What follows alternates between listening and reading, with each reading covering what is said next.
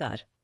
आज हम रेलवे कर्मचारियों से जुड़े एक ऐसे पहलू पर बात करने वाले हैं जो अक्सर चर्चा में नहीं आता लेकिन है बेहद महत्वपूर्ण। ये है कानूनी मामले और उनमें रेलवे प्रशासन की भूमिका। हमारे पास है रेलवे कर्मचारियों के मुकदमे और कानूनी सहायता दस्तावेज का अध्याय 7। इसके जरिए हम समझने की कोशिश करेंगे कि किन हालात में रेलवे कर्मचारी कानूनी पचड़ों में पड़ सकते हैं और कब कैसे रेलवे से उन्हें मदद मिल सकती है या कब नहीं मिल सकती। ये नियम काफी परतदार लगते हैं, है ना? चलिए मिलकर इनकी तह तक जाते हैं और देखते हैं कि ये प्रक्रियाएं असल में काम कैसे करती हैं। तो शुरुआत करते हैं रूल 701 से। ये नियम कर्मचारियों से जुड़े मामलों को अलग अलग श्रेणियों में बांटता है, सही कहा मैंने? हाँ बिल्कुल। ये नियम एक तरह से कानूनी मामलों को समझने के लिए एक बेस तैयार करता है। इसमें 3 मुख्य श्रेणियां बताई गई हैं। पहली, जब कर्मचारी ने कोई काम अपने आधिकारिक कर्तव्यों का, यूं समझ लीजिए, ठीक से पालन करते हुए किया हो, यानी वो काम सीधे सीधे उसकी ड्यूटी का हिस्सा था। दूसरी श्रेणी थोड़ी अलग है, जब काम सीधे तौर पर ड्यूटी ना होते हुए भी कर्मचारी के आधिकारिक पद से जुड़ा हो या उसी वजह से किया गया हो, मतलब शायद रोज की ड्यूटी नहीं थी पर हाँ, पद की जिम्मेदारी के तहत वो काम किया गया। और तीसरी श्रेणी एकदम साफ है, जब कर्मचारी का कार्य पूरी तरह से निजी हो, इसका उसके सरकारी काम या पद से, अब कह सकते, कोई लेना देना नहीं है, ये बिल्कुल पर्सनल मामला है। और यहीं पर एक बड़ा फर्क आ जाता है, जैसा कि ये दस्तावेज साफ बता रहा है। अगर मामला तीसरी श्रेणी का है यानी निजी है, तो कर्मचारी को अपनी जेब से ही कानूनी खर्चा उठाना होगा, सरकार से कोई मदद नहीं मिलेगी। ये तो क्लियर है। बिल्कुल सही कहा आपने, ये लाइन बिल्कुल स्पष्ट खींची हुई है। लेकिन हाँ, अगर मामला पहली या दूसरी श्रेणी में आता है तो कहानी बदल जाती है। ऐसे मामलों में कानूनी खर्चों की भरपाई के लिए अगर कोई दावा किया जाता है तो उसे अनिवार्य रूप से रेलवे बोर्ड के पास भेजना ही होगा।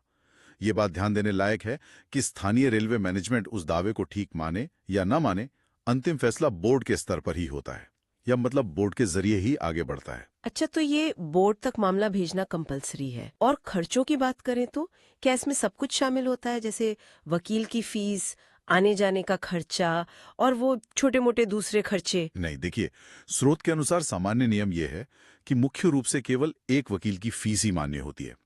हाँ, अगर कोई सीनियर वकील है, मतलब सीनियर काउंसिल, तो उसकी फीस दी जा सकती है। लेकिन बाकी के खर्चे जैसे क्लर्क का चार्ज या ट्रैवल अलाउंस वगैरह, वो आमतौर पर इस भरपाई में शामिल नहीं किए जाते। तो फोकस वकील की फीस पर ही रहता है। इसमें संघ लोक सेवा आयोग यानी यूपीएससी की भूमिका का भी जिक्र है।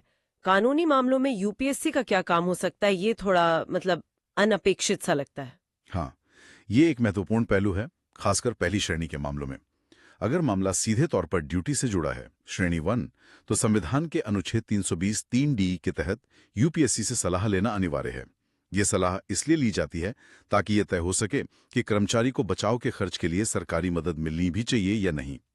लेकिन जो दूसरी श्रेणी के मामले हैं, यानी जो पद से जुड़े हैं पर सीधी ड्यूटी नहीं है, उनमें यूपीएससी से सलाह लेना अनिवार्य नहीं है। हालांकि जरूरत महसूस होने पर रेलवे प्रशासन उनसे सलाह ले सकता है, तो यहाँ थोड़ी फ्लेक्सिबिलिटी है। और क्या ऐसा भी हो सकता है कि कर्मचारी मदद का हकदार हो पर उसे मदद ना मिले? जैसे मान लीजिए उसने कोई प्रक्रिया फॉलो ना की हो। बिल्कुल हो सकता है। देखिए, स्रोत बताता है कि जनरल मैनेजर यानी जीएम को इस संबंध में सहायक नियम बनाने का अधिकार है। ये सहायक नियम, आप कह सकती हैं, एक तरह से लोकल लेवल पर प्रक्रिया को और स्पष्ट करने वाले दिशा निर्देश होते हैं कि कर्मचारी को अपने बचाव की व्यवस्था कैसे करनी है। अगर कोई कर्मचारी इन सहायक नियमों का पालन नहीं करता है तो उसे मिलने वाली कानूनी खर्च की भरपाई रोकी जा सकती है। मतलब नियमों और प्रक्रियाओं का पालन करना बहुत ही जरूरी है। तो रूल 701 एक तरह से एलिजिबिलिटी और शुरुआती प्रक्रिया तय करता है। अब अगर हम रूल 702 पर आए, इसमें अलग अलग तरह के मुकदमों में अपनाई जाने वाली प्रक्रियाओं का जिक्र है। मान लीजिए किसी बाहर के व्यक्ति ने रेलवे कर्मचारी पर उसके काम से जुड़ा कोई केस कर दिया, तब कर्मचारी को क्या करना चाहिए? ऐसी सिचुएशन में कर्मचारी के लिए सबसे पहला और सबसे जरूरी कदम है ये साफ करना कि उसने जो भी किया वो अपने आधिकारिक पद यानी ऑफिशियल पोजीशन के तहत किया था। ये उसके बचाव की, क्या कहते हैं, बुनियाद है। अगर मुमकिन हो तो कर्मचारी को यह दलील भी देनी चाहिए कि इस मामले में असली प्रतिवादी यानी डिफेंडेंट वो खुद नहीं बल्कि सरकार है, यानी रेलवे प्रशासन या रेलवे बोर्ड। तर्क ये होता है कि वो तो केवल सरकार के प्रतिनिधि के तौर पर काम कर रहा था। ये दिलचस्प है कि कर्मचारी कहे कि मुझ पर नहीं, सरकार पर। लेकिन अगर मामला कर्मचारी की अपनी गलती या लापरवाही से हुए नुकसान का हो, तब तो सीधे उसी पर जिम्मेदारी आएगी ना? हाँ, बिल्कुल। अगर ये साबित होता है कि कर्मचारी ने अपने कर्तव्यों के दौरान कोई लापरवाही या मान लीजिए गलत काम किया है, जिसके कारण किसी को नुकसान हुआ और उस पर कानूनी दायित्व यानी लायबिलिटी बनती है, तो जो प्रभावित पार्टी है वो सीधे कर्मचारी के खिलाफ ही कार्रवाई कर सकती है। यहाँ कर्मचारी व्यक्तिगत रूप से जिम्मेदार ठहराया जा सकता है। स्रोत में इस बात पर काफी जोर दिया गया है कि मुकदमे का जवाब, जिसे प्लेंट कहते हैं, समय पर देना बहुत जरूरी है। इसकी क्या अहमियत है? जे बेहद बेहद अहम है।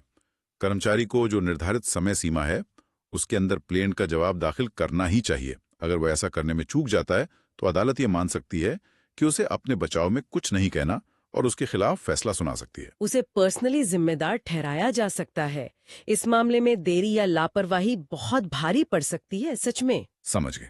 ये तो हुई बात जब कोई बाहरी व्यक्ति केस करे, लेकिन स्रोत में एक और स्थिति बताई गई है जो थोड़ी चौंकाने वाली लगती है। क्या होता है जब सरकार, जैसे कि कोई केंद्रीय एजेंसी या खुद रेलवे प्रशासन ही किसी कर्मचारी के खिलाफ सिविल या आपराधिक कार्रवाई शुरू कर दे? क्या तब भी रेलवे कर्मचारी के बचाव में खड़ी होती है? यहीं पर नियम थोड़ा अलग मोड़ लेता है और ये जानना वाकई जरूरी है। सामान्य तौर पर जब सरकार खुद ही कर्मचारी के खिलाफ कार्रवाई करती है तो वो शुरू में आधिकारिक बचाव यानी ऑफिशियल डिफेंस प्रदान नहीं करती। बचाव पर विचार तभी होता है जब मामला पूरी तरह समाप्त हो जाए और अदालत कर्मचारी के पक्ष में फैसला दे दे, मतलब उसे बरी कर दे। अरे, ये तो वाकई ध्यान देने वाली बात है। इसका मतलब कर्मचारी को शुरुआत में अपना बचाव खुद ही करना होगा, चाहे केस सरकार ने ही क्यों न किया हो। हाँ, शुरुआती तौर पर व्यवस्था यही है। अगर अंत में अदालत कर्मचारी को निर्दोष पाती है और बरी कर देती है, तब सरकार इस बात पर विचार कर सकती है कि कर्मचारी ने अपने बचाव में जो वाजिब कानूनी खर्च किया है उसकी भरपाई यानी रीइंबर्समेंट की जाए। लेकिन यहाँ विचार कर सकती है शब्द महत्वपूर्ण है। ये एक संभावना है, कोई ऑटोमेटिक अधिकार नहीं। एक और खास स्थिति का जिक्र है रूल 7(2) में, विंडिकेशन ऑफ कंडक्ट। सुनने में थोड़ा भारी शब्द लगता है। ये क्या है और इसमें मदद कैसे मिलती है? हाँ, इसका मतलब है अपनी साख या प्रतिष्ठा की रक्षा करना। मान लीजिए किसी कर्मचारी पर ऐसे झूठे या अपमानजनक आरोप लगते हैं जिससे समाज में उसकी इज्जत, उसकी रेपुटेशन खराब होती है। अब अगर उसे अपनी प्रतिष्ठा बचाने के लिए खुद अदालत का दरवाजा खटखटाना पड़ता है तो इसे विंडिकेशन ऑफ कंडक्ट कहा जाता है। तो क्या ऐसे मामलों में रेलवे हमेशा मदद करती है कर्मचारी की साख बचाने के लिए? हमेशा नहीं। स्रोत स्पष्ट करता है कि खर्चों की भरपाई केवल योग्य मामलों यानी डिजर्विंग केसेस में ही संभव है। हर ऐसा मामला जिसमें कर्मचारी अपनी साख बचाना चाहे वो मदद का हकदार नहीं होगा।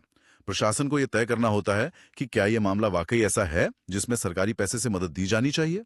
तो ये योग्य कौन तय करता है और किस आधार पर? क्या इसमें थोड़ी सब्जेक्टिविटी की गुंजाइश है? ये एक वाजिब सवाल है। नियम कहता है कि संबंधित प्रशासनिक अथॉरिटी ये तय करेगी। स्रोत में इसके लिए कोई फिक्स्ड क्राइटेरिया नहीं दिए गए हैं, जिससे लगता है कि इसमें विवेकाधिकार का इस्तेमाल होता होगा। हालांकि स्रोत ये भी कहता है कि कुछ शर्तों के साथ ऐसे मामलों में अग्रिम राशि यानी एडवांस भी स्वीकृत की जा सकती है ताकि कर्मचारी कानूनी कार्रवाई शुरू कर सके, लेकिन ये भी फिर से शर्तों पर निर्भर करेगा। अच्छा, और अगर स्थिति ऐसी हो कि एक रेलवे कर्मचारी ही दूसरे रेलवे कर्मचारी पर मुकदमा कर दे, तब क्या होगा? यदि एक रेलवे कर्मचारी दूसरे के खिलाफ मुकदमा करता है और जिस बात पर मुकदमा किया गया है वो दूसरे कर्मचारी के आधिकारिक कर्तव्यों यानी ऑफिशियल ड्यूटी से जुड़ी हुई है, तो सरकार पहले ये देखेगी कि क्या उसका बचाव करना सार्वजनिक हित यानी पब्लिक इंटरेस्ट में है। यहाँ मुख्य बिंदु सार्वजनिक हित है। अगर सरकार को लगता है कि बचाव करना सार्वजनिक हित में जरूरी है तो वो कानूनी खर्च उठा सकती है, ठीक वैसे ही जैसे वो अपने किसी अन्य मामले में करती है। तो रूल 702 काफी विस्तार से अलग-अलग स्थितियों की प्रक्रियाओं को समझाता है। अब आपराधिक मुकदमों की बात करते हैं, जिसके लिए रूल 703 है। इसमें क्या खास बातें हैं? जी, रूल 703 आपराधिक मुकदमों यानी क्रिमिनल प्रोसिक्यूशंस पर फोकस करता है। इसमें भी सबसे पहला कदम वही है जो हमने पहले डिस्कस किया, ये तय करना कि जिस कार्रवाई के लिए कर्मचारी पर मुकदमा चल रहा है क्या वो उसके आधिकारिक कार्यों या कर्तव्यों से संबंधित हैं या नहीं। ये निर्धारण बहुत महत्वपूर्ण है। और मान लीजिए आपराधिक मामले में भी कर्मचारी बरी हो जाता है, तो क्या सिविल मामलों की तरह ही यहाँ भी खर्च की भरपाई हो सकती है? हाँ, प्रक्रिया काफी मिलती जुलती है। यदि कर्मचारी को अदालत द्वारा दोषमुक्त यानी अक्विटेड कर दिया जाता है या सरकार खुद ही मुकदमा वापस ले लेती है और बाद की जांच में ये पाया जाता है कि उस पर यह मुकदमा उसके आधिकारिक कर्तव्य यानी ऑफिशियल ड्यूटी का पालन करने की वजह से ही चलाया गया था, तो सरकार उचित प्रक्रिया का पालन करते हुए उसके द्वारा प्रतिपूर्ति कर सकती है। यहाँ भी शर्त वही है, काम ड्यूटी से जुड़ा होना चाहिए और कर्मचारी बेकसूर साबित हुआ हो। चलिए अब कानूनी सलाह की बात करते हैं। रूल 704 लीगल एडवाइस के बारे में है। क्या कर्मचारी खुद जाकर रेलवे से सलाह मांग सकता है या ये प्रशासन की जिम्मेदारी है कि वो सलाह दे? रूल 704 के अनुसार ये पहल ज्यादातर प्रशासन की तरफ से होती है। नियम कहता है कि जब रेलवे प्रशासन को ऐसा लगता है कि किसी रेलवे कर्मचारी को कानूनी सलाह की जरूरत है, खासकर ऐसे मामलों में जहां भविष्य में मुकदमा होने की संभावना दिख रही हो, तो प्रशासन को खुद ही उपयुक्त कानूनी सलाह लेनी चाहिए। ये सलाह इस बात पर स्पष्टता लाने के लिए होती है कि क्या कर्मचारी का बचाव किया जाना चाहिए, अगर हां तो कैसे, और इसमें जो खर्च आएगा उसकी जिम्मेदारी कौन लेगा। दिलचस्प बात यह है कि स्रोत में दिए गए एक प्रश्नोत्तर यानी FAQ से यह भी साफ होता है कि किसी कर्मचारी के खिलाफ विभागीय जांच यानी डिपार्टमेंटल इंक्वायरी शुरू करने से पहले कानूनी सलाहकार से परामर्श लेना अनिवार्य है। ये एक महत्वपूर्ण प्रोसीजरल सेफगार्ड लगता है। ये वाकई एक अहम प्रक्रिया है। अब आते हैं आखिरी नियम, रूल 705 पर, जो पुलिस या न्यायिक जांच यानी पुलिस और जुडिशियल इन्वेस्टिगेशन से संबंधित है। इसमें क्या निर्देश दिए गए हैं? तो रेलवे प्रशासन को इसे हल्के में नहीं लेना चाहिए। प्रशासन की जिम्मेदारी है कि वो मामले की गंभीरता, जांच के दायरे और उसमें शामिल कर्मचारियों की भूमिका को ठीक से समझे। यहाँ एक बहुत महत्वपूर्ण बात बताई गई है।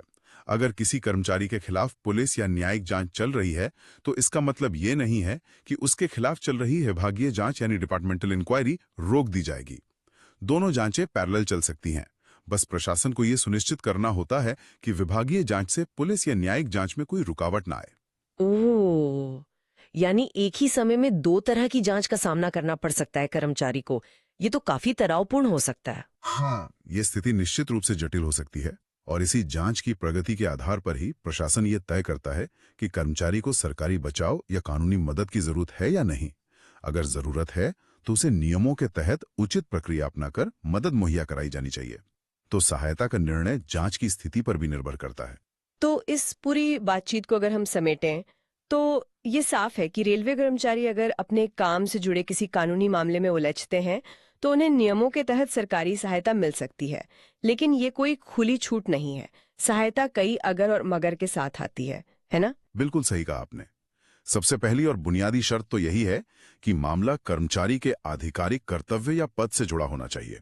पूरी तरह से निजी मामलों के लिए सरकारी खजाने से कोई मदद नहीं मिलेगी, ये रेखा बिल्कुल स्पष्ट है।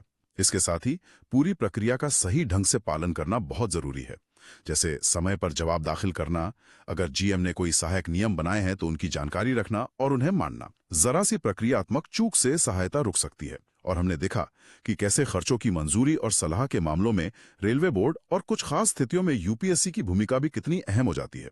ये एक मल्टी लेयर्ड व्यवस्था है जिसमें कई स्तरों पर जांच पड़ताल होती है। वाकई ये जानना बहुत उपयोगी है कि रेलवे जैसा विशाल संगठन अपने कर्मचारियों से जुड़े कानूनी झमेलों को संभालने के लिए कितनी विस्तृत व्यवस्था रखता है। ये नियम सिर्फ कर्मचारियों के लिए ही नहीं, बल्कि किसी भी व्यक्ति के लिए दिलचस्प हो सकते हैं जो ये समझना चाहता है कि सरकारी तंत्र आखिर काम कैसे करता है। हाँ, और इससे सिर्फ नियमों और प्रक्रियाओं की एक सूखी लिस्ट की तरह नहीं देखना चाहिए। अगर हम थोड़ा पीछे हटकर देखें तो ये नियम कहीं ना कहीं पारदर्शिता लाने, जवाबदेही तय करने और कर्मचारियों के अधिकारों की रक्षा करने के बीच एक संतुलन साधने की कोशिश करते नजर आते हैं। किसी भी बड़ी व्यवस्था के लिए ये संतुलन साधना हमेशा एक चुनौती होती है। आज की इस गहरी पड़ताल के बाद मेरे मन में एक सवाल घूम रहा है। ये नियम और प्रक्रियाएं कागज पर तो बहुत स्पष्ट और विस्तृत दिखती हैं, लेकिन जमीनी हकीकत में इनका क्रियान्वयन कितना प्रभावी और सुलभ है? क्या वो स्पष्टता और निष्पक्षता जिसकी ये नियम बात करते हैं, व्यवहार में भी उतनी ही आसानी से कर्मचारियों को मिल पाती है? ये एक ऐसा विचार है जिस पर शायद आगे और सोचने की जरूरत है।